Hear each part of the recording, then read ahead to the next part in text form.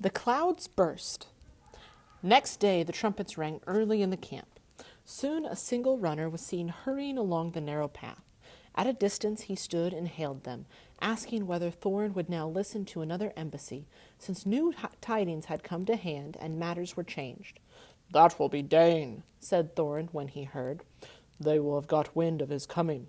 I thought that would alter their mood. Bid them come few in number and weaponless, and I will hear," he called to the messenger. About midday the banners of the forest and the lake were seen to be borne forth again. A company of 20 was approaching. At the beginning of the narrow way they laid aside sword and spear and came on towards the gate. Wondering, the dwarves saw that among them were both Bard and the Elven King, before whom an old man wrapped in cloak and hood bore a strong casket of iron-bound wood. "Hail, Thorin," said Bard. "Are you still of the same mind?" "My mind does not change with the rising and setting of a few suns," answered Thorin. "Did you come to ask me idle questions? Still the elf host has not departed as I bade. Till then you come in vain to bargain with you. Is there then nothing for which you would yield any of your gold?" "Nothing you or your friends have to offer." "What of the Arkenstone of Thrain?" said he, and at the same moment the old man opened the casket and held aloft the jewel. The light leapt from his hand, bright and white in the morning. Then Thorin was stricken dumb with amazement and confusion.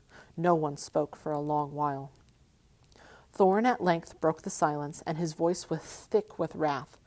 "That stone was my father's and is mine," he said. "Why should I purchase my own?"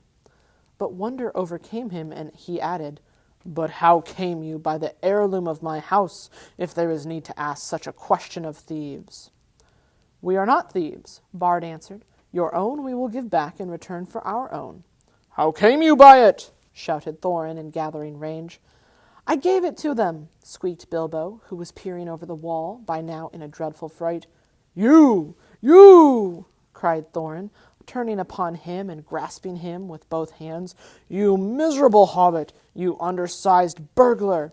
he shouted at a loss for words, and he shook poor Bilbo like a rabbit. "By the beard of Durin, I wish I had Gandalf here. Curse him for his choice of you. May his beard wither. As for you, I will throw you to the rocks," he cried, and lifted Bilbo in his arms. "Stay! Your wish is granted," said a voice. The old man with the casket threw aside his hood and cloak. "Here is Gandalf, and none too soon it seems. If you don't like my burglar, please don't damage him. Put him down and listen first to what he has to say." "You all seem in league," said Thorin, dropping Bilbo on the top of the wall. "Never again will I have dealings with any wizard or his friends. What have you to say, you descendant of rats?" Dear me," said Bilbo. "I am sure this is all very uncomfortable. You may remember saying that I might choose my own 14th share. Perhaps I took it too literally. I have been told that dwarves are sometimes politer in word than in deed. The time was, all the same, when you seemed to think that I had been of some service. Descendant of rats, indeed! Is this all the service of you and your family that I was promised, Thorin? Take it that I have disposed my share as I wished, and let it go at that." "I will," said Thorin, "and I will let you go at that, and may we never meet again." Then he turned and spoke over the wall. "I am betrayed," he said. "It was rightly guessed that I could not forbear to redeem the Arkenstone, the treasure of my house. For it I will give 1/14th share of the hoard in silver or gold, setting aside the gems. But that shall be accounted the promised share of this traitor, and with that reward he shall depart, and you can divide it as you will. He will get little enough, I doubt not. Take him if you wish him to live, and no friendship of mine goes with him." "Get down now to your friends," he said to Bilbo, "or I will throw you down." "What about the gold and silver?" asked Bilbo. "That shall follow after, as can be arranged," said he. "Get down!" "Until then we keep the stone," cried Bard. "You are not making a very splendid figure as king under the mountain," said Gandalf, "but things may change yet." "They may indeed," said Thorin. And already, so strong was the bewilderment of the treasure upon him, he was pondering whether by the help of Dane he might not recapture the Arkenstone and withhold the share of the reward. And so Bilbo was swung down from the wall and departed with nothing for all his trouble, except the armor which Thorin had given him already. More than one of the dwarves in their hearts felt shame and pity at his going. "Farewell," he cried to them. "We may meet again as friends." "Be off," called Thorin. "You have mail upon you, which was made by my folk, and is too good for you. It cannot be pierced by arrows, but if you do not hasten, I will sting your miserable feet. So be swift." "Not so hasty," said Bard. "We will give you until tomorrow. At noon we will return, and see if you have brought from the hoard the portion that is to be set against the stone. If that is done without deceit, then we will depart, and the elf host will go back to the forest. In the meantime, farewell." With that they went back to the camp, but Thorin sent messengers by Roak, telling Dane of what had passed, and bidding him come with wary speed. The day passed and the night. The next day the wind shifted west, and the air was dark and gloomy. The morning was still early when a cry was heard in the camp. Runners came in to report that a host of dwarves had appeared round the eastern spur of the mountain, and was now hastening to Dale. Dane had come. He had hurried on through the night, and so had come upon them sooner than they had expected. Each one of his folk was clad in a hauberk of steel mail that hung to his knees, and his legs were covered with a hose of fine and flexible metal mesh, the secret of whose making was possessed by Dane's people. The dwarves were exceedingly strong for their height, but most of these were strong even for dwarves. In battle they wielded heavy, two-handed mattocks, but each of them also had a short, broad sword at his side and a round shield slung at his back. Their beards were forked and plaited and thrust into their belts. Their caps were of iron, and they were shod with iron, and their faces were grim. Trumpets called men and elves to arms. Before long the dwarves could be seen coming up the valley at a great pace. They halted between the river and the eastern spur, but a few held on their way, and crossing the river drew near the camp, and there they laid down their weapons and held up their hands in sign of peace. Bard went out to meet them, and with him went Bilbo. "We are sent from Dane, son of Nain," they said when questioned. "We are hastening to our kinsmen in the mountain, since we learn that the kingdom of old is renewed. But who are you that sit in the plain as foes before defended walls?" This, of course, in the polite and rather old-fashioned language of such occasions, meant simply, "You have no business here, we are going on, so make way, or we shall fight you." They meant to push on between the mountain and the loop of the river, for the narrow land there did not seem to be strongly guarded. Bard, of course, refused to allow the dwarves to go straight on to the mountain. He was determined to wait until the gold and silver had been brought out in exchange for the Arkenstone, for he did not believe that this would be done if once the fortress was manned with so large and warlike a company. They had brought with them a great store of supplies, for the dwarves can carry very heavy burdens, and nearly all of Dane's folk, in spite of their rapid march, bore huge packs on their backs in addition to their weapons. They would stand a siege for weeks, and by that time yet more dwarves might come, and yet more, for Thorin had many relatives. Also, they would be able to reopen and guard some other gate, so that the besiegers would have to encircle the whole mountain, and for that they had not sufficient numbers. These were, in fact, precisely their plans, for the raven messengers had been busy between Thorin and Dane. But for the moment the way was barred, so after angry words the dwarf messengers retired, muttering in their beards. Bard then sent messengers at once to the gate, but they found no gold or payment. Arrows came forth as soon as they were within shot, and they hastened back in dismay. In the camp all was now astir, as if for battle, for the dwarves of Dane were advancing along the eastern bank. "Fools," laughed Bard, "to come thus beneath the mountain's arm. They do not understand war above ground, whatever they may know of battle in the mines. There are many of our archers and spearmen now hidden in the rocks upon their right flank. Dwarf mail may be good, but they will soon be hard put to it. Let us set on them now from both sides, before they are fully rested." But the Elven king said, "Long will I tarry ere I begin this war for gold. The dwarves cannot pass us, unless we will, or do anything that we cannot mark. Let us hope still for something that will bring reconciliation. Our advantage in numbers will be enough, if in the end it must come to unhappy blows." But he reckoned without the dwarves. The knowledge that that Arkenstone was in the hands of the besiegers burned in their thoughts. Also they guessed the hesitation of Bard and his friends, and resolved to strike while they debated. Suddenly, without a signal, they sprang silently forward to attack. Bows twanged and arrows whistled. Battle was about to be joined. Still more suddenly a darkness came on with dreadful swiftness. A black cloud hurried over the sky. Winter thunder on a wild wind rolled, roaring up, and rumbled in the mountain, and lightning lit its peak.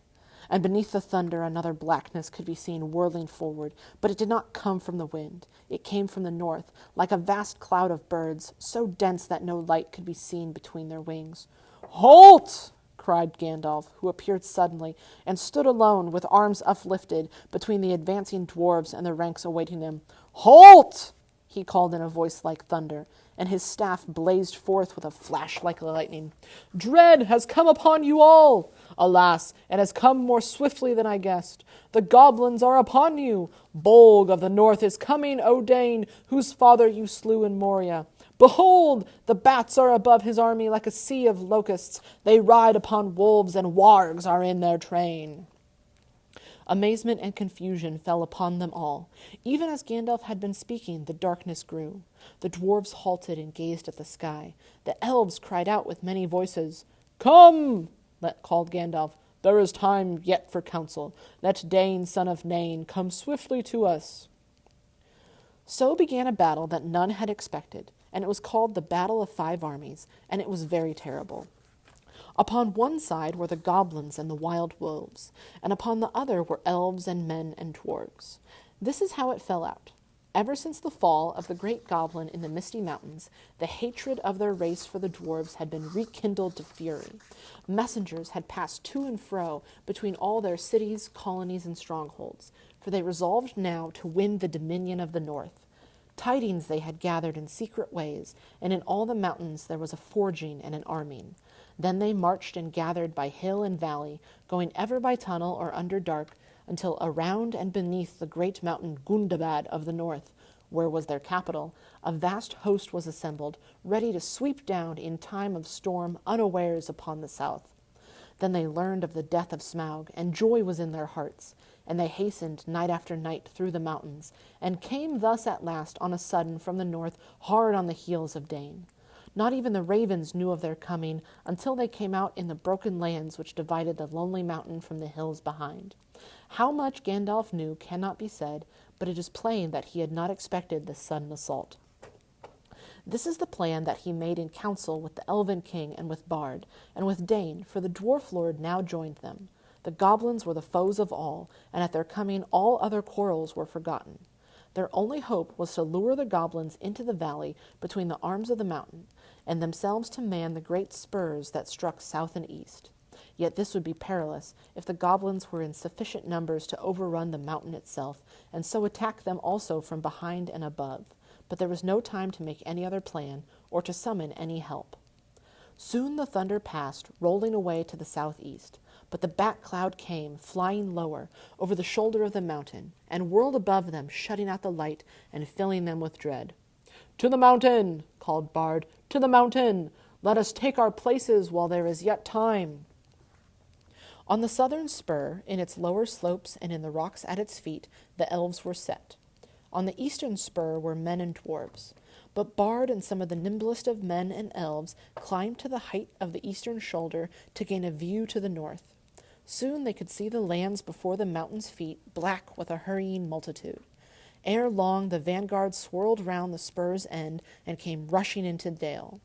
These were the swiftest wolf riders, and already their cries and howls rent the air afar.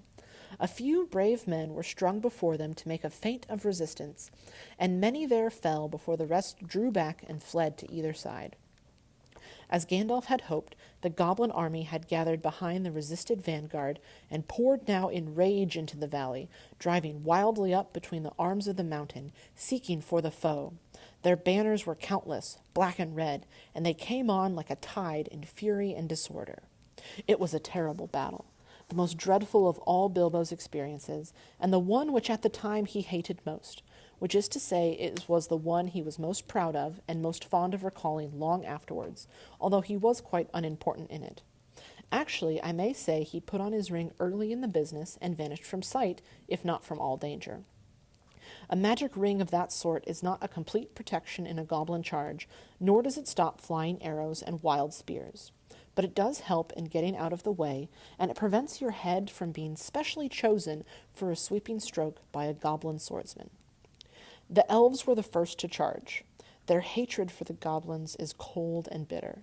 Their spears and swords shone in the gloom with a gleam of chill flame, so deadly was the wrath of the hands that held them. As soon as the hosts of their enemies was dense in the valley, they sent against it a shower of arrows, and each flickered as it fled as if with stinging fire. Behind the arrows 1,000 of their spearmen leapt down and charged. The yells were deafening. The rocks were stained black with goblin blood. Just as the goblins were recovering from the onslaught and the elf charge was halted, there rose from across the valley a deep-throated war, with cries of "Moria!" and "Dane! Dane!" The dwarves of the Iron Hills plunged in, wielding their mattocks upon the other side, and beside them came the men of the lake with long swords. Panic came upon the goblins, and even as they turned to meet this new attack, the elves charged again with renewed numbers. Already many of the goblins were flying back down the river to escape from the trap, and many of their own wolves were turning upon them and rending the dead and the wounded. Victory seemed at hand when a cry rang out on the heights above. Goblins had scaled the mountain from the other side, and already many were on the slopes above the gate, and others were streaming down recklessly, heedless of those that fell screaming from cliff and precipice to attack the spurs from above. Each of these could be reached by paths that ran down from the main mass of the mountain in the center, and the defenders had too few to bar the way for long. Victory now vanished from hope. They had only stemmed the first onslaught of the black tide. Day drew on. The goblins gathered again in the valley. There a host of wargs came ravening, and with them the bodyguard of Bolg, goblins of Hugh's size with scimitars of steel. Soon actual darkness was coming into a stormy sky, while the great bats swirled above the heads and ears of the elves and men, or fastened vampire-like on the stricken. Now Bard was fighting to defend the eastern spur, and yet giving slowly back. And the elf lords were at bay about their king upon the southern arm, near to the watch-post on Ravenhill. Suddenly there was a great shout, and from the gate came a trumpet call. They had forgotten Thorin! Part of the wall, moved by levers, fell outward with a crash into the pool. Out leapt the king under the mountain, and his companions followed him. Hood and cloak were gone. They were in shining armor, and red light leapt from their eyes. In the gloom the great dwarf gleamed like gold in a dying fire. Rocks were hurled down from on high by the goblins above, but they held on, leapt down to the fall's foot, and rushed forward to battle. Wolf and rider fell or fled before them. Thorin wielded his axe with mighty strokes, and nothing seemed to harm him. "To me! To me! Elves and men! To me! O my kinsfolk!" he cried, and his voice shook like a horn in the valley. Down, heedless of order, rushed all the dwarves of Dane to his help. Down, too, came many of the lakemen, for Bard could not restrain them, and out upon the other side came many of the spearmen of the elves. Once again the goblins were stricken in the valley, and they were piled in heaps till Dale was dark and hideous with their corpses. The wargs were scattered, and Thorin drove right against the bodyguard of Bolg, but he could not pierce their ranks. Already behind him among the goblin dead lay many men and many dwarves, and many a fair elf that should have lived yet long ages merrily in the wood. And as the valley widened, his onset grew ever slower. His numbers were too few. His flanks were unguarded. Soon the attackers were attacked, and they were forced into a great ring, facing every way, hemmed in all about with goblins and wolves returning to the assault. The bodyguard of Bolg came howling against them, and drove in upon their ranks like waves upon cliffs of sand. Their friends could not help them, for the assault from the mountain was renewed with redoubled force, and upon either side men and elves were being slowly beaten down. On all this Bilbo looked with misery. He had taken his stand on Ravenhill among the elves, partly because there was more chance of escape from that point, and partly, with the more Tookish part of his mind, because if he was going to be in a last desperate stand, he preferred on the whole to defend the Elven King. Gandalf, too, I may say, was there, sitting on the ground as if in deep thought, preparing, I suppose, some last blast of magic before the end. That did not seem far off. It will not be long now, thought Bilbo, before the goblins win the gate, and we're all slaughtered or driven down and captured. Really, it is enough to make one weep, after all one has gone through. I would rather old Smaug had been left with all the wretched treasure than that these vile creatures should get it. And poor old Bomber, and Balin, and Fili, and Kili, and all the rest come to a bad end. And Bard, too, and the Lakemen, and the merry elves. Misery me! I have heard songs of many battles, and I have always understood that defeat may be glorious. It seems very uncomfortable, not to say distressing. I wish I was well out of it. The clouds were torn by the wind, and a red sunset slashed the west. Seeing the sudden gleam in the gloom, Bilbo looked round. He gave a great cry. He had seen a sight that made his heart leap, dark shapes small yet majestic against the distant glow. "The eagles! The eagles!" he shouted. "The eagles are coming!" Bilbo's eyes were seldom wrong. The eagles were coming down the wind, line after line, in such a host as must have gathered from all the eyries of the north. "The eagles! The eagles!" Bilbo cried, dancing and waving his arms. If the elves could not see him, they could hear him. Soon they too took up the cry, and it echoed across the valley. Many wondering eyes looked up, though as yet nothing could be seen except from the southern shoulders of the mountain. "The eagles!" cried Bilbo once more, but at that moment a stone hurtling from above smote heavily on his helm, and he fell with a crash and knew no more.